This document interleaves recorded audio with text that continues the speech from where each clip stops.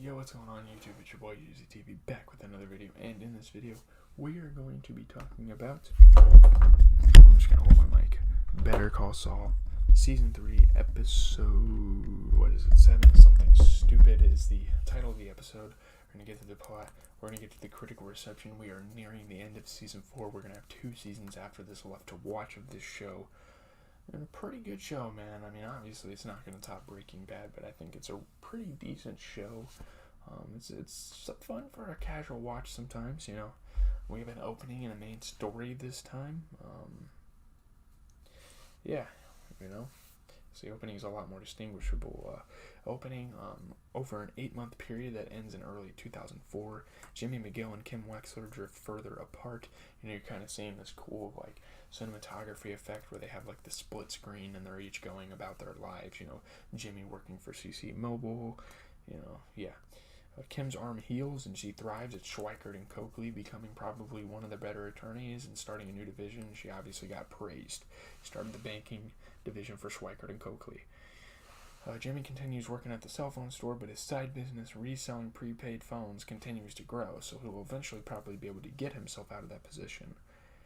Jimmy's increasing contacts with Albuquerque's criminals cause him to frequently use his Saul Goodman alias, so that Saul Goodman is kind of peeking out the blinds there for him. And I'm feeling season 5 we're gonna get like Saul Goodman for real this time, like for a whole season consistently. He's gonna go under a pen name.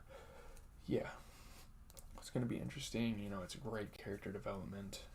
He never really was innocent, so I can't say that. You know, with Walter White, you know, he was a very innocent man to start off, but obviously his character development led him to evil.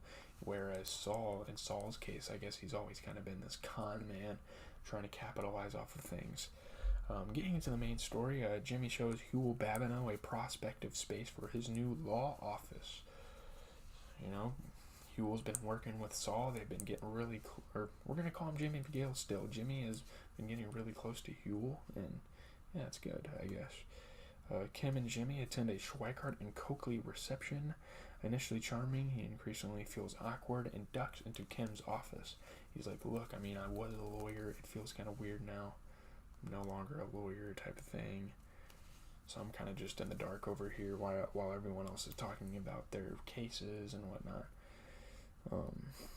He realizes how much better workspace is than what he showed Huel, and he kind of gets like insecure about it, which is kind of foolish. I mean, I don't know.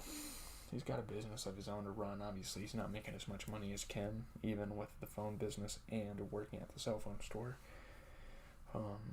After returning to the party, he creates a spectacle for proposing increasingly grandiose ideas for S&C's annual company retreat. So obviously, you know, big companies with rich people in it, they go on vacations once a year, and he's like, how about Aspens? How about Telluride? It's like getting so like cringy and getting so embarrassing for him. You know, you feel bad for Jimmy in this situation. Yeah, it's an interesting situation. Dr. Bruckner shows Gus Fring a video showing Hector Salamanca has improved cognitively and has limited mobility in his right hand, so him doing like the tapping on the table, we know he has the bell from Breaking Bad, so it's pretty much established that he's not going to be able to speak any longer, and now we kind of know why he's not going to be able to speak. Bruckner dismisses Hector knocking over a water glass as involuntary, but Gus sees that Hector did it purposefully so he could ogle the nurse who cleaned it up. I don't even know what that means. 1 second.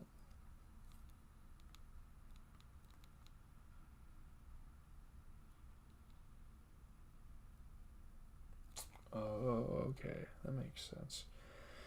Kind of giving her like a dirty stare. Gus tells Bruckner to end treatment, in effect trapping Hector's healed mind inside his unhealed body, so he's not going to be able to speak, and now we know why he wasn't able to speak in Breaking Bad, because of Gus. That's crazy, man. I didn't even know that. Wow.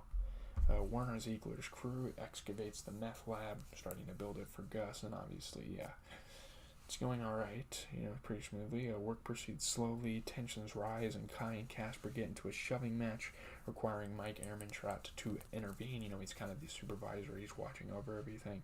And they start to fight, you know, I guess Germans are like aggressive in nature, I don't know. And I don't know. I guess so. But yeah, obviously Casper like ruined one of the walls on the lab, so I mean Kai has a reason to get mad.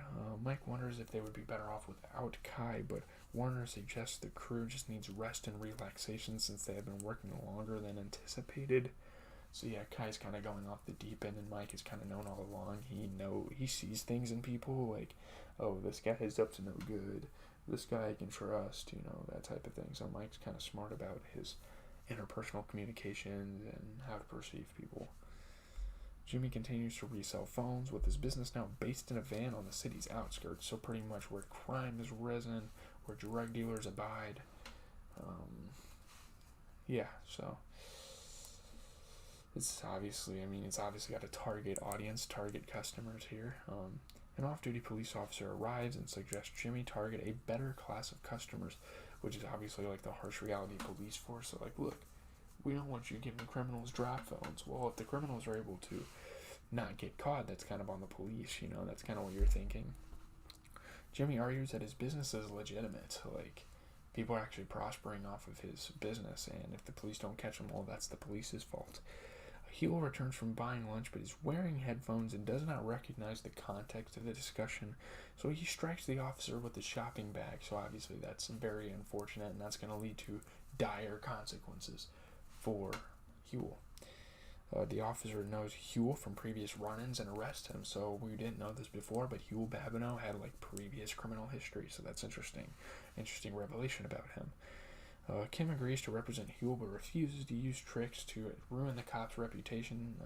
Kim's kind of in a situation where she's in a big firm, and unlike Jimmy, who was with Davis and Maine at one point, screwed it up by scamming people and whatnot, Kim wants to actually legitimately and fair and squarely try to win cases, right? She's too prideful to cheat, She wants Jimmy to guarantee that Huel will not flee, but Jimmy reply is unconvincing. Kim's like, well, given his body language and stuff, and given that we don't have a good relationship, she kind of realizes that Huel will probably run away. Kim tries to negotiate a plea bargain, but prosecutor Suzanne Erickson refuses to deal. So now we're left with Huel getting time in prison, it's kind of unfair, and it kind of gives like social commentary on the unjust justice system, ironically.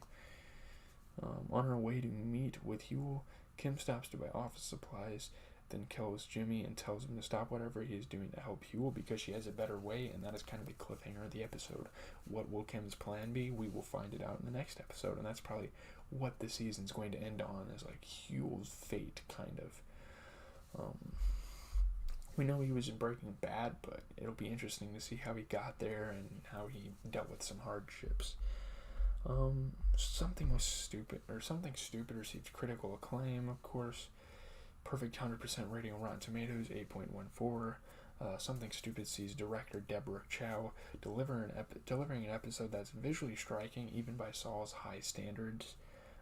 8.7 out of 10 for IGN. It's a great episode. Kind of the first half of a bigger arc for something that to come, kind of like a build-up. Chow's direction was really cool. The montages, the different point of view shots were cool. The episode won't be her last. Hopefully, it won't be her last entry in the series, and I'm not sure about that. The lack of Nacho's appearance was kind of interesting. This character's absence, particularly glaring because of how hopeless the situation seemed when we last saw him with his father. He was kind of in the situation that like Jesse was in Breaking Bad,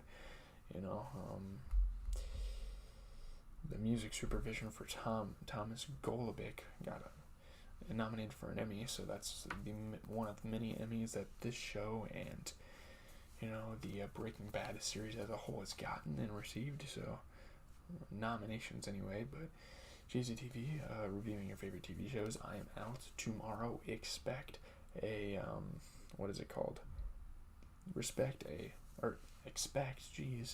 a movie review and a Walking Dead review. So we're going back to watching some movies. Halloween Ends comes out this Friday. I'm hoping to get to watch that before my parents get down here. So yeah, it'll be a fun weekend. I'll probably shop for some stuff, but have a good